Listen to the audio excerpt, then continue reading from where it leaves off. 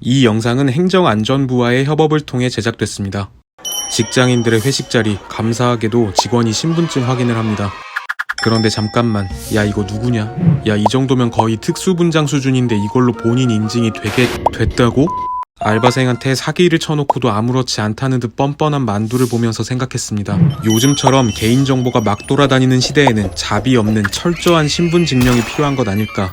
특히 술, 담배를 구매할 때 성인 인증이나 범죄에 사용될 수도 있는 위조 및 도용 등에는 더 철저한 검증이 필요할 것 같은데, 이렇게 신분증에다가 위조한 사진을 넣어두고도 본인 인증을 할 수 있다니 이건 뭔가 잘못됐다. 신분증의 개인정보를 악용하는 악당, 그리고 신분증 위변조 범죄자들을 떨게 할 오늘의 이야기. 신분증명에 대한 교양만두 시작합니다. 아시는 것처럼 조선시대에는 신분 확인을 위한 호패라는 것이 있었습니다. 대략 이렇게 생긴 신분증으로 직업과 계급을 분명하게 적어서 그에 맞는 신분을 증명하기 위한 수단이었죠. 16살 이상의 남자만 차고 다닐 수 있는 이 호패의 앞면에는 이름과 신분, 나이가 적혀 있고 뒷면에는 발행한 연도와 관청의 낙인이 들어가 있고요. 계급별로 이 호패를 만드는 재료가 달랐습니다. 고위 관료는 상아로, 하급 관리는 황양목이라는 고급 목재로, 일반 백성은 아무나무로 만들어야 했죠. 거기다가 일반 백성은 나라에서 만들어주는 것이 아니라 본인이 직접 만들어서 차고 다녀야 했고, 글자를 모르는 일반 백성은 호패 전문점에서 자비로 제작해야 했습니다. 게다가 양반들의 호패에는 간단히 이름과 나이만 적힌 반면 일반 백성은 얼굴에 뭐 특이한 점이 없는지까지 적어야 했고, 노비의 경우는 주인집 주소는 물론 키가 몇인지, 얼굴이 무슨 색인지, 수염이 있는지 없는지까지 적혀 있었습니다. 최대한 자세하게 신상을 적어서 백성들이 세금을 피하지 못하게 하고 군역과 요역 등을 효율적으로 관리하기 위해서였죠. 이 호패를 가지고 다니지 않거나 남한테 빌려줬다가는 곤장을 맞았고요. 위변조할 경우에는 사형에 처하기도 했습니다. 거의 500년 동안 유지됐던 이 호패는 갑오개혁 때 와서야 폐지됐죠.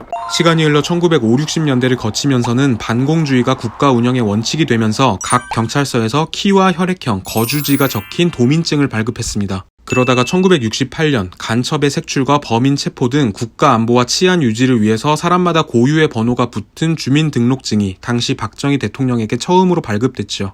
당시에는 아주 일상적으로 경찰관들이 국민에게 주민등록증 제시를 요구했고, 국민들은 의무적으로 보여줘야 했습니다. 이 주민등록증이 형태만 약간 변한 채 지금까지 이어지고 있죠. 그런데 이 플라스틱 카드 모양의 신분증은 의외로 문제점이 많습니다. 우선 이 카드 형태의 주민등록증은 마모가 되거나 훼손이 되는 경우가 많죠. 또 잃어버리면 재발급 절차가 불편하고 시간도 걸립니다. 주민센터를 들락날락해야 하고 수수료도 내야 하죠. 뿐만 아니라 기존의 신분증에는 이름과 주소는 물론 주민등록번호까지 적혀 있어서 잃어버린다면 악용될 가능성도 있고, 증명사진을 대조해서 본인 확인을 하는 것은 위험성이 있습니다.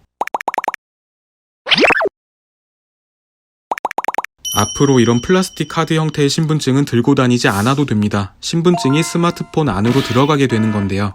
행정안전부는 디지털 뉴딜 사업의 일환으로 지능형 AI 정부를 추진하면서 디지털 신분증을 상용화할 계획입니다. 2020년 모바일 공무원증을 시작으로 2021년에는 모든 국민의 운전면허증을 디지털화할 수 있는 것이죠.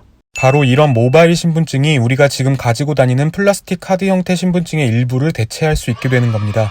어차피 스마트폰도 가지고 다녀야 하는 것은 마찬가지인데, 이 모바일 신분증 정확히 뭐가 좋은지 알아야겠죠. 먼저 디지털 신분증에는 사진 외에 주민등록번호나 주소지 등 주요한 개인정보는 들어있지 않습니다. 상세한 개인정보는 스마트폰 보안 영역 안에 담겨있게 만들어서 스마트폰의 지문, 홍채, 얼굴 인식 등의 기능과 결합되어 본인이 아니면 어떤 개인정보도 알 수 없게 하는 거죠. 더불어 디지털 신분증은 블록체인 기술 기반으로 중앙정부가 모든 개인정보를 관할하는 것이 아니라 나눠진 개인정보 중에 상황별로 필요한 정보만 선택적으로 공개될 수 있도록 시스템 개발을 추진하고 있습니다. 미래의 가장 중요한 가치 중 하나인 개인정보 보호의 1차 방어선인 신분증을 안전하게 지킬 수 있는 거죠. 생활의 편의성 또한 높아집니다. 편의점이나 주점 등에서 성인 인증을 할 때도, 은행에 방문해서 신원을 증명할 때도 주소나 주민등록번호 노출 없이 그냥 찍으면 끝나는 거죠. 점차 발전된다면 주민등록증, 운전면허증, 장애인 등록증, 청소년증, 국가유공자증 등 개인별로 모두 각각 소지해야 했던 불편함도 사라질 수 있습니다. 이미 독일이나 네덜란드, 에스토니아, 인도 등의 해외에서는 여권과 의료보험, 은행 업무 분야까지 포함하는 디지털 신분증이 상용화됐거나 추진 중인데요. 이런 나라들보다 정보통신 인프라가 훨씬 뛰어난 우리나라에서 디지털 신분증이 상용화된다면 관공서는 물론 일상생활에서 비교할 수 없는 편리함을 기대할 수 있죠.